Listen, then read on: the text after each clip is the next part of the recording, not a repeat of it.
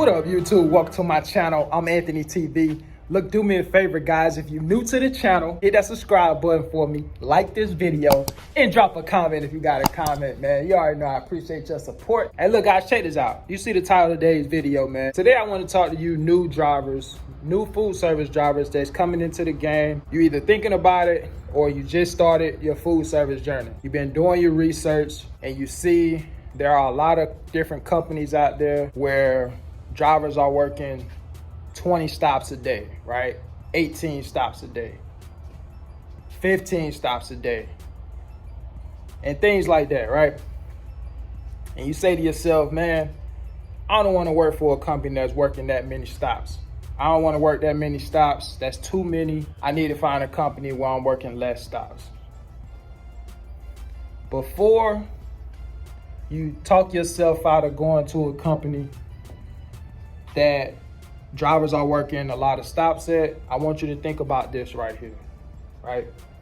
Particularly if that food service company gets paid component pay, all right? So if you're thinking about working for a company like GFS, for example, that offers component pay, drivers get paid component pay, meaning you have a few different factors that determines your overall pay, right? We get a rate per case, rate per mile, and rate per stop. All of those things factor into our overall pay. At Gordon Food Service, our rate per stop is $4.60. Now, I know some companies out there that get paid less than $4.60 a stop. You guys know I'm out in the field. I talk to a lot of different food service drivers out there. And you got companies where they get paid more than $4.60 a stop, like Martin Brown, for example. Shout out to MB. Those guys get paid well over $5 a stop, right? With all that being said, if you go to a company where they're paying you component pay, working 15 to 20 stops a day isn't bad. Actually, that's kind of a good thing, especially if you're talking about making more money. The more stops you have, that stop pay adds up over time. In addition to that, you got to think about something. When you see drivers taking out 800 cases, 1,000 cases, 20 stops, right?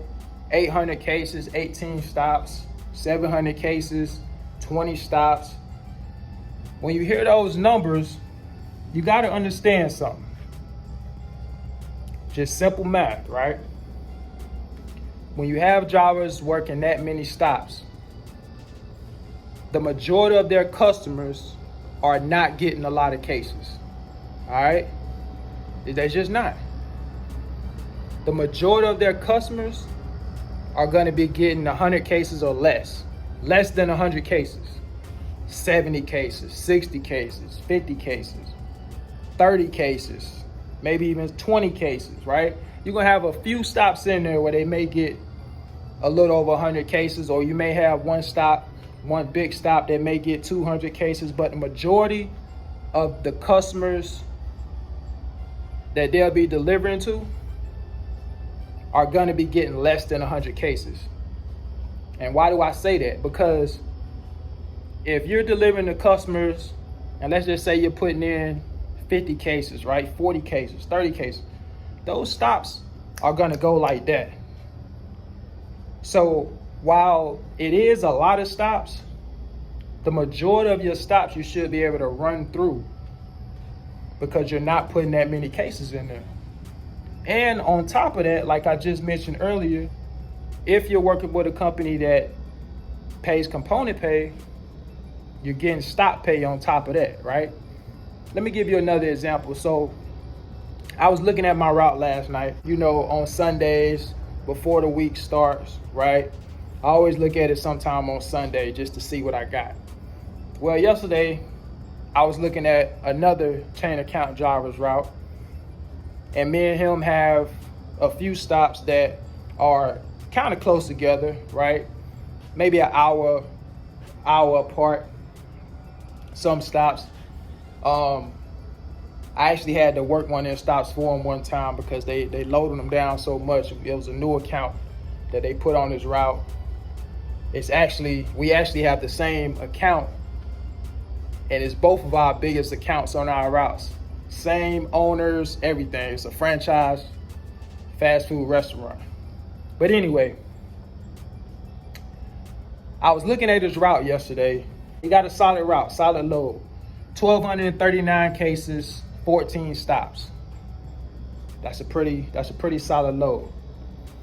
And I know where he's coming from, and I know where he's going to. So when you look at the stop pay for us, $4.60, you figure 14 stops, that's about $70, right? And when you factor in the mileage and the case pay, 1,239 cases, like I said, 2-day route, it's not bad. It's not bad at all.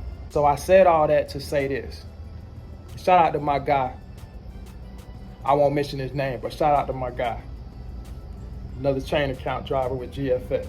Don't be so quick to shy away from the companies that have a lot of stops. What I consider to be a lot of stops is anywhere from 15 to 20 stops or more. Don't shy away from companies that work a lot of stops, particularly if they get paid component pay and you're trying to maximize the amount of money you want to make. You're getting stop pay off of those stops, all right? And like I mentioned earlier, you got to understand that 9 times out of 10, you're not going to be taking in a lot of cases in the majority of your customers. So it shouldn't take you too long to work most of your customers, all right?